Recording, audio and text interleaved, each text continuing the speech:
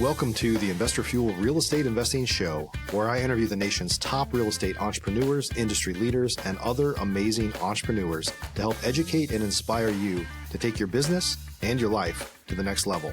My goal is to add tremendous value to you during every single episode of this show. If you get value, I'd love it if you subscribe on your favorite podcast player, subscribe on YouTube, and my very favorite, please share this with your community so we can impact even more entrepreneurs. Let's start today's show. Hey everybody, welcome back to the show. Today I'm here with my buddy David Lecko of Deal Machine.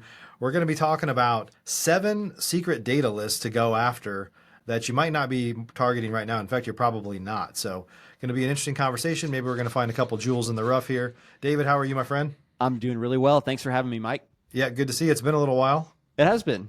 You're out racing cars and doing all kinds of cool stuff.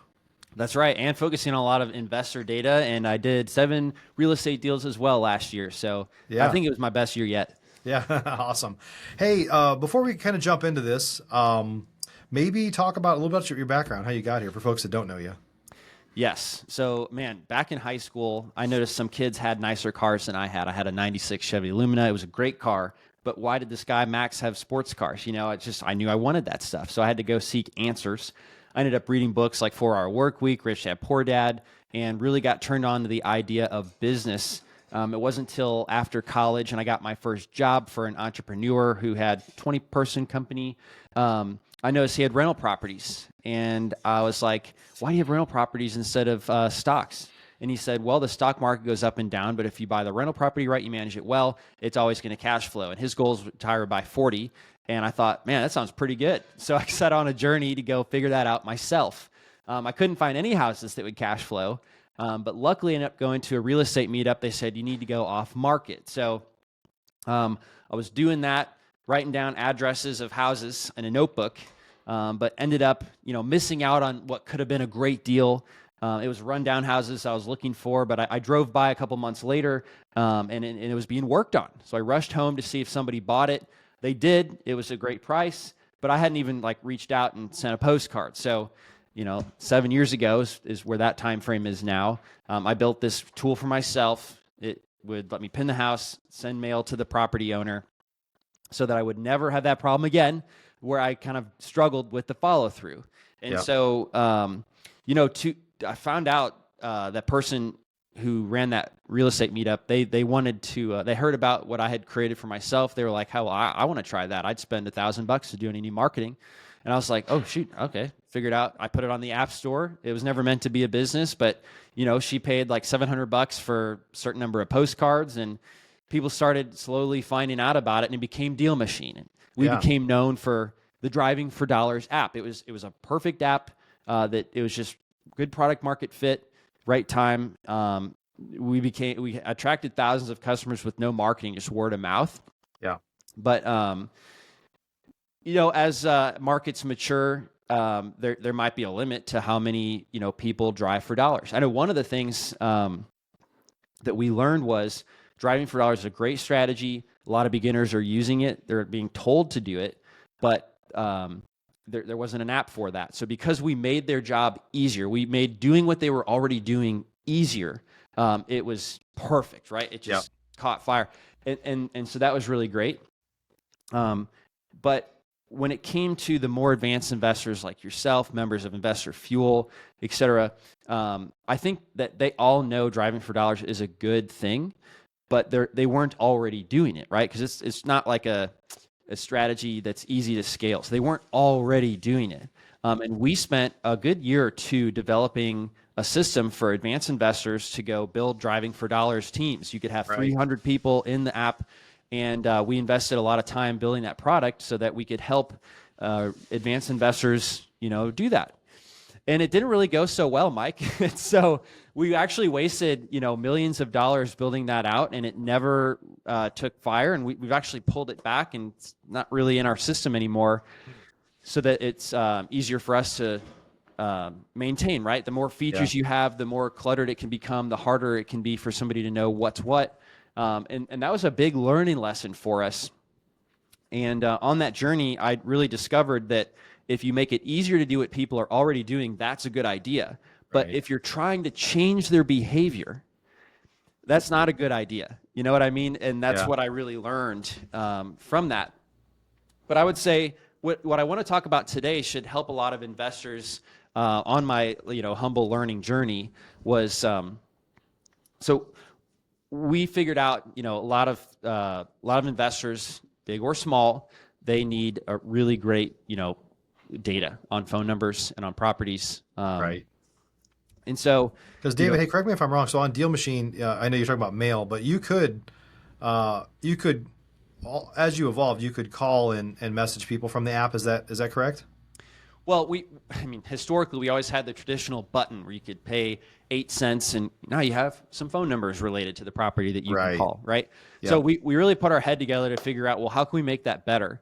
So, I think pretty much everyone under the sun is just kind of passing through a 5-cent cost. If you pay 8 cents, whoever you bought that through is getting charged 5 cents somewhere else. And the way you could tell is you don't see the data until you click the button, right? There's a little bit of delay, and then bing, now you have it. Yeah. So we really put our heads down, and we now we're able to put together, the database of every single person in the United States. And what's great about that is, we don't have an incremental cost to go, look it up, and we can also browse through it all. I could look up Barack Obama, I could look up Elon Musk. Everybody's name is there. Now, some of their numbers are redacted, so Elon, I did check, he didn't have a phone number listed in there, but he's in the database, is what I'm trying to say. And so then we were able to provide, and the really tough thing that we were able to do is match it to who currently owns what property. And so those matches we were able to make, now we could offer, really great data that's it's presented a unique way, because I don't think any other place where you could filter and browse through that type of database, especially matched to properties. And about 1.5 years ago, it's really started to drive a lot of growth. And save it's like $9,000 worth of old skip tracing that you might get in like a $599 plan with Deal Machine. So, then the next challenge was like, okay, great. But people still think about us as driving for dollars. So how do I make sure they know? And I just started asking investors or reaching out and say, hey, what's some hard to get data that you just haven't been able to find that would be really useful? Yep. And so I learned 7 things, 5, 6, 7 things that I just wanted to share with you, because the use cases are really cool that I haven't heard about. And the first one, I'll just jump right into it, is a lot of land flippers. You have land flippers in Investor Yep. Fuel. Yep. So what's really important for them is they want to find like scatter lots, which are at first people do infill lots, which is like in a subdivision, but they also want to make sure that they're not getting lots that are like out in the open with no road connecting to them, or a landlocked property for whatever reason. So they're like, well, we want to make sure that these properties have road frontage, they're kind of flat topography, and have lake waterfront. And so I was like, can I get that for you guys? And so I kind of like played with some of the data that we have behind the scenes, and figured out, well, you could do municipal sewer, first of all, to get a road frontage property, because they don't build sewers anywhere but under the roads, right? So that was one of the things I was able to point out for them. And then there's like a flat topography filter, and the lake waterfront was a tough one. We didn't have that exact thing in the data set, but we connected OpenAI to be able to look at the satellite images of the address, and it can say, oh yeah, looks like there's like a lake shore or something like that on the property. So I don't know if you've heard of that struggle with land flippers, but that was like something unique I learned that the land flippers are always looking for. That's great. And people just search for that by, I know a lot of land folks too are a little less particular. There's some people that will buy across multiple states or in entire regions or things like that. And so people can go in and filter that by whatever geography they want. Yeah, so a lot of people plug in either the county name or a zip code, and then the next thing they would do is municipal sewer. They hit the vacant land button, of course. There's the topography button, and then once you've got it narrowed down like that, then you could basically take that list, and then you could ask AI, look for waterfront. Look at the satellite image, look at waterfront for this list, and that's how you could narrow it down. I see. Cool. That's awesome, man.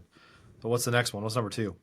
So the second one is real estate agents that sold more than one new construction home in the last year, but not too many, because they have the relationships with independent builders, which you can dispo your vacant land to for top dollar. So this one was from a land flipper, and they noticed that once you sell a vacant piece of land to a builder, by the second or third or fourth piece of land that you sell that builder, they're going to want a discount.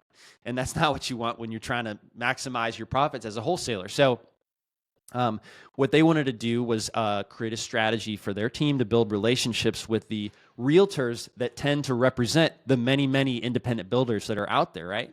Yeah. So you can't do this in Deal Machine, but with the data set that we have of all the transactions, I think this will be a feature that we add because we have the data, right? So anyone listening to this podcast, you could DM me at Lecko on Instagram, and I could pull this for you, no cost, just because I want the awareness to be there that we've got some really helpful data.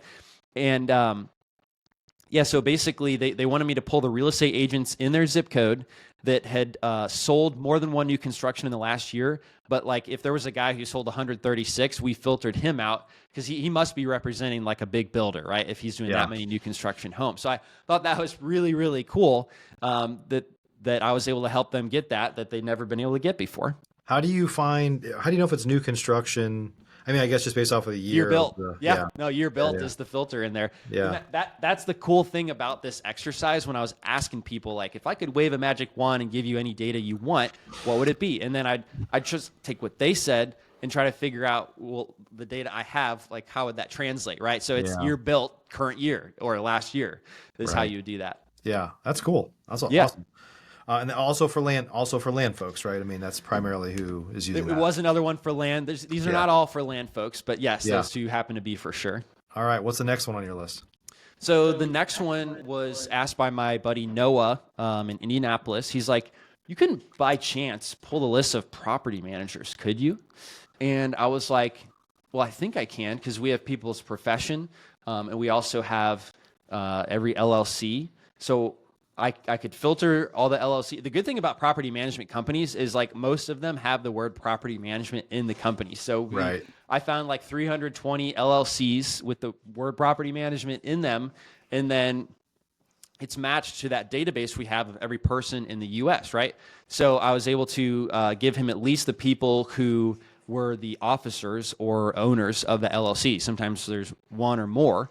And so that was really cool to go pull that list and give it to him because I think he was like, yeah, I was thinking about buying Zoom Info for $16,000 for the year, but you really came through. I just gave it to him for free. So that was like 320 just in Indianapolis or? Yeah, exactly. Yeah. So many of them may be just management companies that didn't go anywhere, et cetera. So some of those are probably not going to be the best leads, but I was thinking like, why does he want those properties? And curious what you think, but I think that the reason why those relationships were valuable for him was because, I mean, they're always trying to do flips, right? So if they're going to sell a done for you rental property, I guess the property managers know who owns lots of properties. And on the flip side, if you have somebody with a portfolio of like 30 properties and they're elderly, they retire, they may not want to list it, right? They may just want to ask their property manager or their real estate attorney, like, hey, do you know anyone who could just give me a good price for this portfolio so I could just, retire, be easy, don't have to go through the whole process of being public with all these listings and tire kickers. So I'm pretty sure that one of those two reasons is why you want to build the relationships with the property managers. What do you think? Well, we've got a guy in our group that buys a lot of packages from through property managers. I mean, through their clients. And so that's his primary source is networking with property management companies to find, somebody that has 15 or 20 that whatever the number is, but wants to sell. And then sometimes if he keeps them, he's like, I'll allow you to continue to manage them, which is good for the property manager. They have an incentive. And so there's ways to kind of source properties through there. I mean, let's be honest. It depends on the property manager. There's some that manage for investors. And the reality is if you think about this, about 35% roughly of the houses in America are rentals. Like 1 in 3 houses in America is a rental, right? And a lot of them, like 90% or something, are people that own one. Like we talk about the institutional players and stuff like that, but they ultimately own maybe 8 or 10%.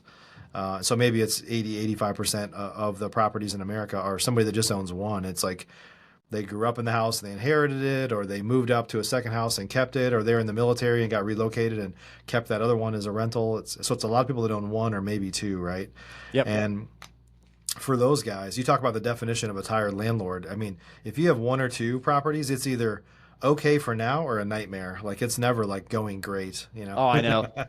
So it's just a matter of time before they think about selling like every day or every week, you know?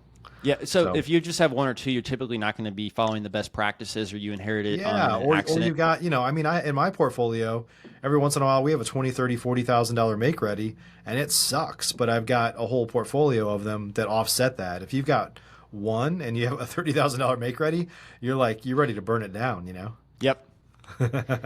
Yeah, for sure. So those are good leads, and that's a good story about why property managers are useful relationships to have. Yeah. So what's the next one you got? Yeah, the fourth one was homes on double lots that can be flipped for break even. And then you could make maybe $80,000 profit by splitting off the second lot. So I had a customer in North Carolina who was like, hey, good deals are hard to come by these days. But I could actually buy a deal that'd be too expensive for me to make money on if it has a double lot that I could split off. So you filter properties that have double lots? And again, I was like, well, there's not a filter for that, but what would I do in the data that would allow me to do that? And so this is what I learned. At first, I was looking at legal descriptions. And so a lot of counties will put lots, the word LOTS in the legal description, and they'll have like 3-4, or you know what I mean? So, but not all counties use the same legal description format, right? So it doesn't work in all counties. Then I discovered some actually will abbreviate it LTS. So there's a filter in Deal Machine or whatever your tool is where you could just filter the text of the legal description. So that's what I was doing. But then I noticed, some counties just don't do that, right? But there is a lot number field that, as far as I could tell, every county in the whole United States, all 3,200 of them, they have lot number field. And if there's multiple lots, it's going to have a comma or a hyphen. So we just changed our filter on Deal Machine because it used to be a lot number numerical filter. So you could say less than 4, more than 8. I don't think anyone ever used it. But I found this great new use for it. We switched it to a text filter. So now you can have it in Deal Machine say lot number contains a hyphen or a comma, and that's going to give you all your double lots. So that was a good breakthrough for me and a really smart strategy. Yeah, that's cool. You know who else likes not necessarily a double lot, but big lots is builders. There's a lot of people that are doing new construction now, and I was talking to somebody here recently that was on the show. There's a builder, and he was telling me, he's like, hey, I bought a house. Like, there was a wholesaler selling this house, and like the numbers didn't make sense for me or anybody else. But then I realized that it was this massive lot, and he was able to basically tear the house down and build like 8 townhomes on the lot because it was large enough for that. And most cities, especially larger cities, are all on higher board density for laws, right? more dense construction because they're trying to get more affordable housing in there. And so you might consider doing something that's more for builders that's like it has a large lot relative to the size of the house. And that tells you that you can, in high price markets like the Bay Area, you can add on or in builders, you could maybe doze it and build multiple houses there. Yeah. So I started doing that. I would say some of these double lots, they're not big enough still. So let me do living square footage less than 2,500 feet. Because, if it's a mansion, you're probably not going to make it a high density place. Right. So I did less than 2,500 square feet and bigger than 0.35 acres, right? To then kind of cut out the properties that, be big lot compared to the size of the house in that case. Right. So. Yeah. That's cool. Awesome. Well, what's the next one on your list? The fifth one, and by the way, it just made me think, I think in Seattle and surrounding areas, I think everything's becoming higher density starting like July 2025, right? And so basically, if you have like a $600,000 lot, it's now worth like 3 times as much. You could pay 3 times as much for it, knowing you could build, 4 stories up instead of just the single story house. A couple of people were telling me, Bentley Pug over there was saying that was coming. So it's pretty exciting. Yeah. So 5 is, if somebody wanted to input their 40 previous deals and reverse engineer the property and consumer data to generate a lead list of, 10,000 leads or so that they could market to, right? So I thought that was pretty cool. We just gave went through it in AI. So it's like, hey, these are the past deals this person did. And can you look at every property in this county, look at the consumer info that we have, including their age, their spending habits, their credit card utilization, if they have pets or not, if they have kids or not, et cetera. And also the property characteristics. When was the house last purchased? What did the county assessor say the condition was? Take a look at the street view image, look at that, see if that looks like any similarities with the houses that they actually did deals on. And so we did that for a customer, and the cost of the AI compute was like $800, so we passed it through, and I thought that was a really creative, cool way to help somebody out. Never did that before. That's pretty cool. Yeah, that's cool. AI is it's amazing. It's kind of hard to imagine where that's going to be even a year from now, let alone 10 years from now. Right. Yeah. Awesome. Number 5. So what's number 6? Yes. So, and I think that resonated too, because once you're a big enough investor, you don't really want to deal with filters and stuff. People spend $11,000 a quarter for premium data. And it's like, well, what is that premium data doing if it's not looking at having AI look at it and just say, well, these look really similar to the deals you did from the past owners, right? So I think that's got to be as good, but for like a tenth of the cost. And so it was exciting to see that, and excited to see what the results are. Yep. Number 6 is an emergency list of rundown houses. So had a customer, he's like, man, Q1 is about to end. This was like, the second week of March. He's like, we didn't get the amount of leads that we needed to have our Q1 goals hit. So we got 2 weeks. We need to really hammer something home. I know that Driving for Dollars is a great list. Can we have AI look for rundown houses? And so we did it, right? So there's a compute cost to that. But what we did was we narrowed down like properties in his buy box in terms of square footage. And then what we did is had the AI look at the Google Street image, which is up to a year old, but say, hey, do you notice any signs of distress? Do you notice any signs of, peeling paint or overgrown bushes? And the AI did a really great job actually looking at those photos and narrowing it down so he could immediately start calling and marketing those properties to get Q1 done with the amount of leads that he needed done. So we're not going to have time to talk about this today, but I'm fascinated by the idea of having AI look at Google Street View images in mass like that. Yes, is fascinating. So yes, it's awesome. I run a data company too, so yeah. Like what? Yeah. Interesting. There's a compute cost to having it look at each image. So you want to narrow it down as much as you can first before you actually have it go through and look at the images. So that's what we did with him. Yeah. That's fascinating, man. Okay, cool. And then last but not least, what's number 7? Top performing real estate agents ordered by listings last year, right? And then somebody was like, oh, can I get their LinkedIn profiles as well? So we could reach out there. So the top performing agent is pretty easy to pull for us. Just look at all the transactions in the zip code and then group it by the agent that was in the transaction as the listing agent and reverse engineer that. So I know that a lot of people like Paul Myers in Augusta, Georgia, agent outreach is their number one way. And he's always like, well, if I market to homeowners, I do a deal, but then I'll never do a deal with that homeowner again. So he's like, I want my efforts to give me multiple deals. So I like to build relationships with agents. And I love doing that because they can hear about a deal, refer it to me. I can close on it, fix it up, let them list it again. And also they'll think of me the next time that happens, right? So it's like several people wanted this list of agents and their personal phone numbers and emails so they could start building relationships with them and LinkedIn in this case. So you can't pull LinkedIn profiles in Deal Machine, but what I did, and I'm happy to do this for any listeners if you reach out to me on Instagram, is I just wrote a custom script and just Google search their name and the city, and then the first link that came back is most likely their LinkedIn profile. Put that in the spreadsheet for them. That's fascinating.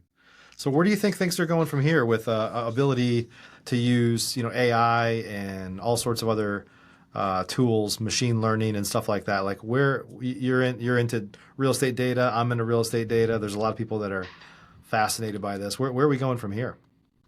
Oh, it's a great question, man. I know some people are calling, outbound calling with AI. I don't know that it's like quite good enough to do that for my own business, but I think it will, right? And so when there's any type of change, it's really easy to dismiss it and say, it's not good enough, right? I catch myself doing that too. Yeah. So got to respect for people who are pushing the envelope with the AI technology.